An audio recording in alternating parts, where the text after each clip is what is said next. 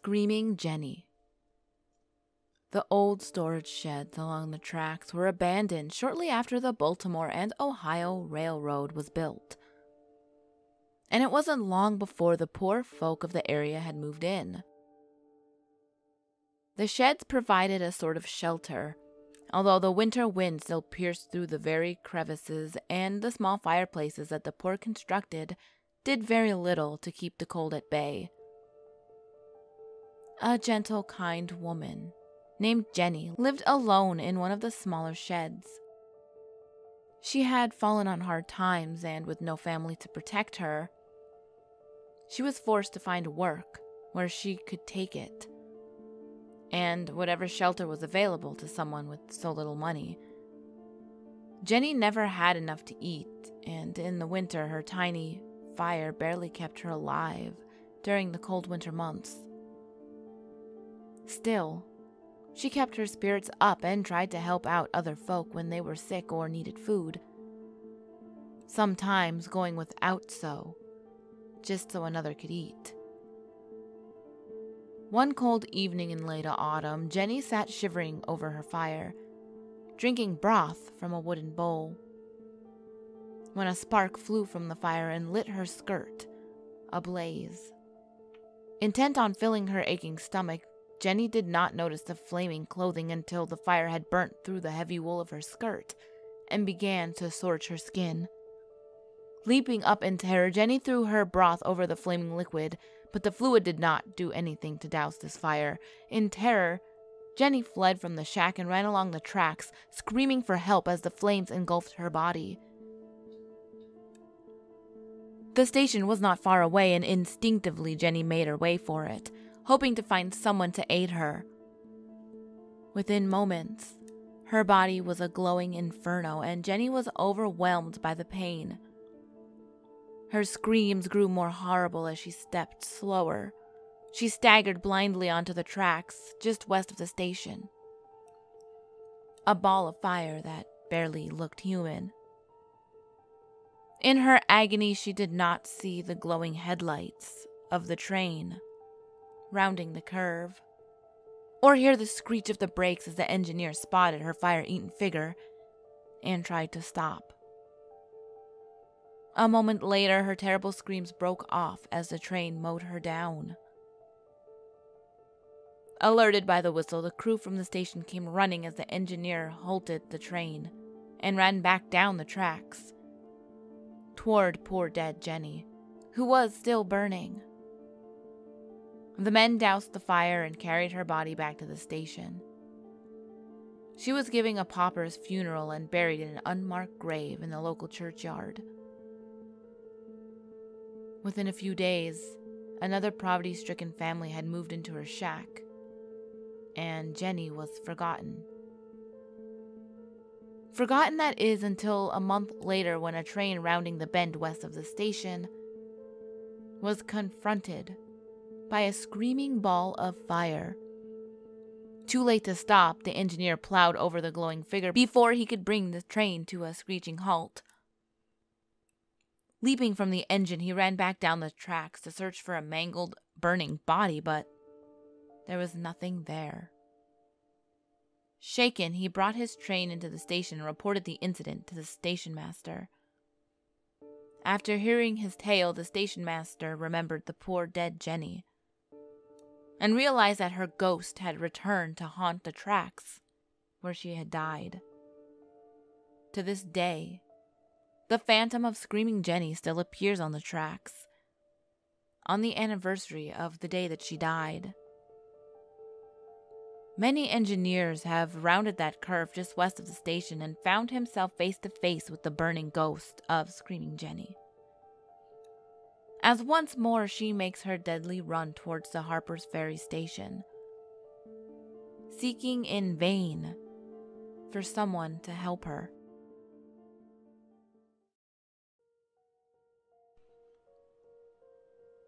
Mothman.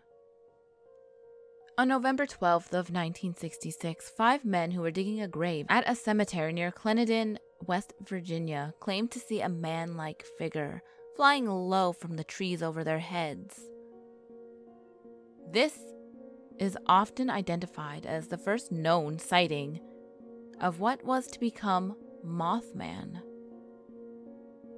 Shortly thereafter, on November 15th, two young couples from Point Pleasant, Roger and Linda Scarberry and Steve with Mary Molinette, told police that they saw a large gray creature whose eyes glowed red when the car's headlights picked it up. They have described it as a large flying man with a 10-foot wingspan, following their car while they were driving in an area outside of town known as the TNT area, the site of a former World War II mutations plant. During the next few days, other people have reported similar sightings. Two volunteer firemen who saw it and called it a large bird with red eyes. Mason County Sheriff George Johnson commented that he believed the sightings were just due to an unusually large heron that he termed a shitpoke.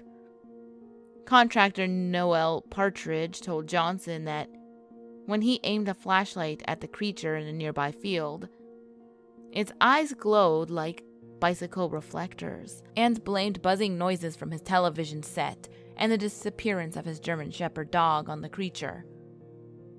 The wildlife biologist Dr. Robert L. Smith at the West Virginia University told reporters that the description and sightings all fit the sandhill crane, a large American crane almost as high as a man with a 7-foot wingspan, featuring circles of reddish colors around the eyes, and that the bird may have just wandered out of its migration route. This particular crane was unrecognized at first because it was not native to the region.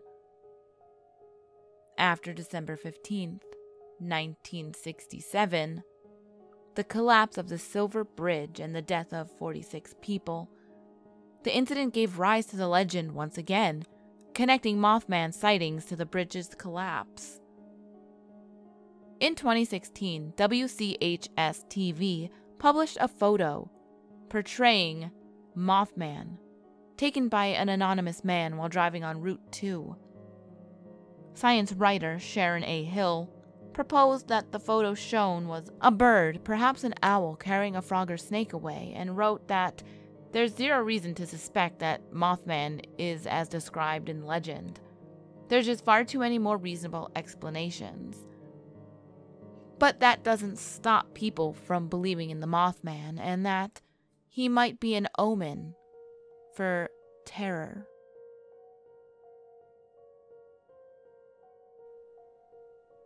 The Headless Students. While hitchhiking back to their Evansdale dorms in 1970, two female WVU students disappeared and were found headless months later. It's believed that they were on their way back from a movie when they were picked up downtown and never made it home. The decapitated bodies of the two girls were discovered along an old mining road near Fairmount, and though the murderer confessed years later, their heads were never found, and the case was never put to rest. Witnesses say that they've heard growling, screams, and whistling coming from the nearby woods of the Cheat Lake area, where the girls reportedly wander in search of their heads. Car accidents in the area have also been blamed on shadowy apparitions of the two girls running back and forth in the woods without their heads.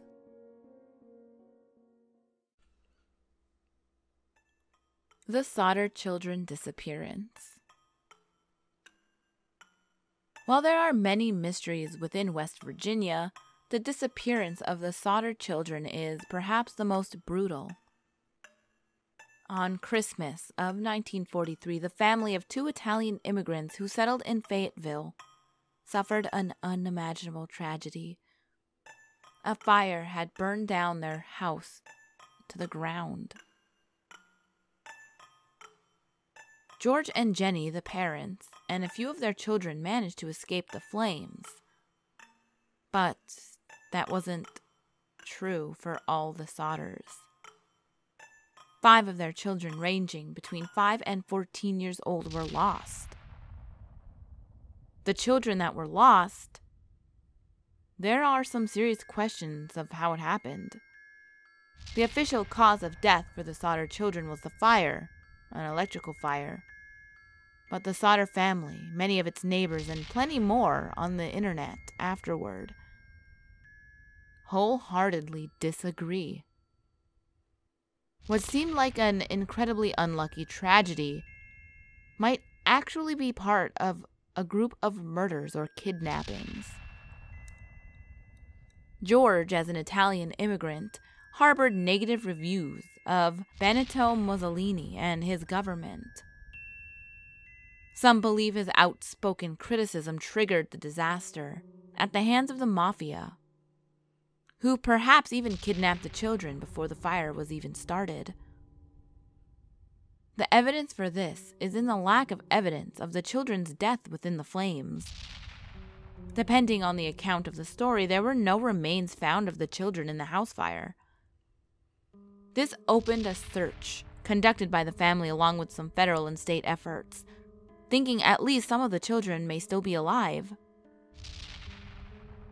Since the investigation had ended, but the mystery itself still lives on.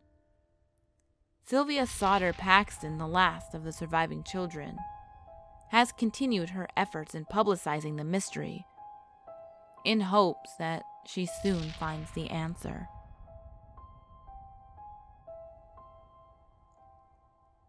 Flatwoods Monste. At 7:15 p.m. on September 12, 1952, 3 little boys witnessed a bright object across the sky. The object came to rest on land belonging to a local farmer. Once they saw the thing land, the boys went to one of their mom's houses, where they reported seeing a UFO crash land in the hills. From there, the boys and a group of locals went to the farm to try to find out whatever it was that the boys had seen. One of the local dogs ran ahead out of sight and started barking, and moments later ran back to the group with its tail between its legs. After traveling about 1/4 of a mile, the group reached to the top of the hill, where they reportedly saw a large, pulsating ball of fire about 50 feet away. They also saw and smelled a mist that made their eyes and noses burn.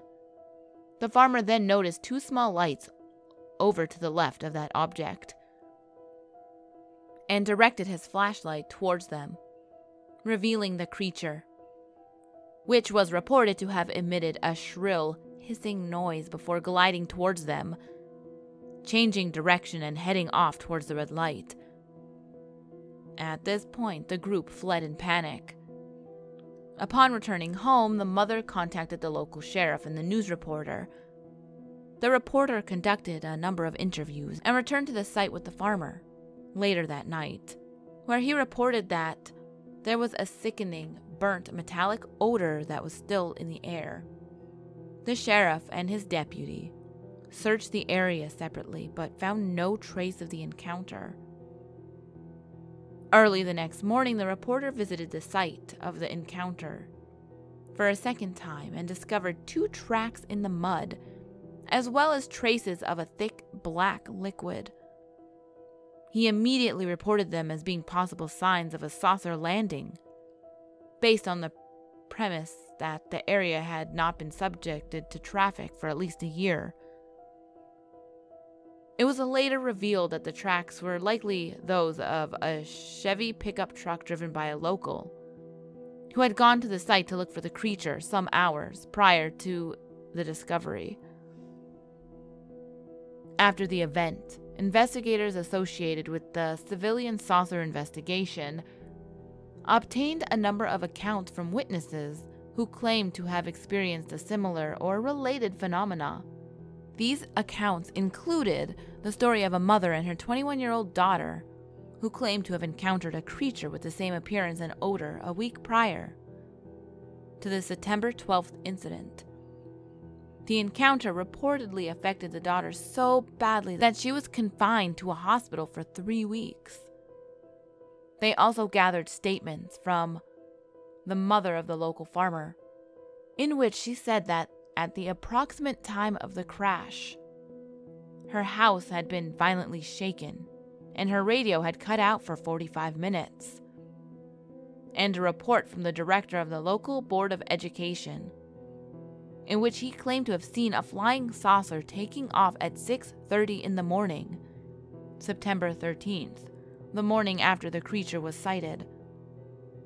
The day after the Flatwoods incident, a couple taking a leisurely drive through the mountains of Frametown, West Virginia, at dusk were met with a similarly horrifying experience. Their car had came to a sudden stop and refused to start again. Shortly thereafter, a putrid, sulfuric odor filled the air. The couple, circling the vehicle in hopes of spotting the culprits, spotted something far worse than they could have ever imagined. From the waist down, it was similar to the Flatwoods Monste, but from the waist up was a reptilian humanoid. This creature, thought to be the same creature sighted in Flatwoods, is known as the Frametown Monster.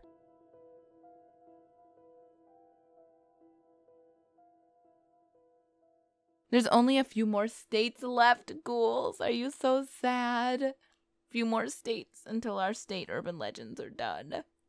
So sad. It's the end of an era. But I have quite a few creepypastas that take place in like certain states lined up, so I might do that next. I'll either do that one or I'm gonna do urban legends or true ghost stories or whatever from like Canada. But I'm just scared that like I'm gonna mess it up because I don't live there. But yeah, let me know in the comments what you would rather, or if you'd like both. I don't know, maybe I'll try to make time for both. But as always, ghouls, the last video will be on the top left, the next video will be on the bottom left. All my social medias are on the screen, as well as in the description box below. And remember, there's always someone or something watching you.